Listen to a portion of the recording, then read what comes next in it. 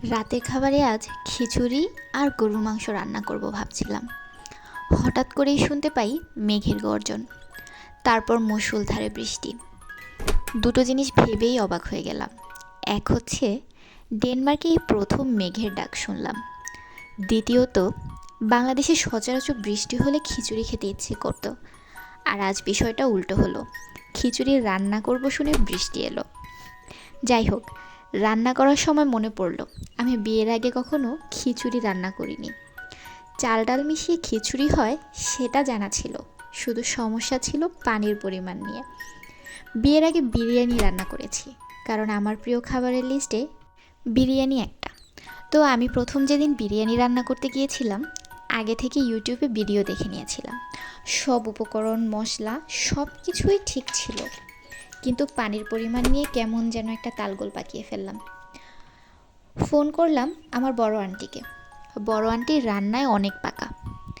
আমাকে বলল আলাদা আলাদা একটা পাত্রে পানি গরম করে আঙুলের 4 কর মেপে পানি দিলেই হয়ে যাবে।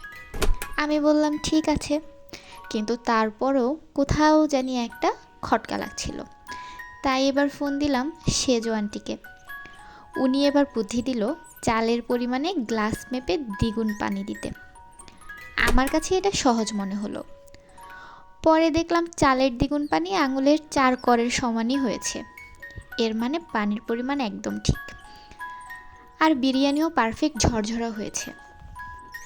আমার হাতে রান্না করা প্রথম বিরিয়ানি খাওয়ার সুযোগটা হয়েছিল আমার মামার, কারণ বাসায় শুধু আমি আর মামা ছিলাম সেদিন।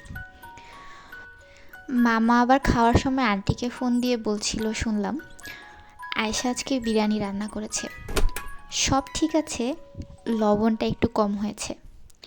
আমি রান্না করলে সচরাচর লবণ একটু কমই হয়, বেশি দিয়ে ফেলি না যেন এই ভয়ে একটু কমই দিই। যাই হোক, আস্তে আস্তে শিখে যাবে।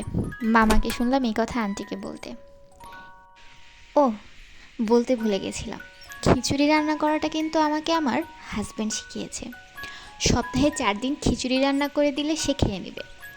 মাঝে মাঝে কী রান্না করব বুঝে না পেলে যখন তাকে জিজ্ঞেস করি আজ কী রান্না করব বুঝতে পারছি না, তখন সে বলে শোনো, তোমায় একটা বুদ্ধি দেই, যেদিনই রান্না করার জন্য কিছু থাকবে না, খিচুড়ি রান্না করে ফেলবা, ডিম ভাজি করে খেয়ে ফেলবো। আর এখন কিন্তু আমি চোখ বন্ধ করেও বিরিয়ানি আর খিচুড়িতে পানির পরিমাণ ঠিক করে দিয়ে রান্না করে নিতে পারি।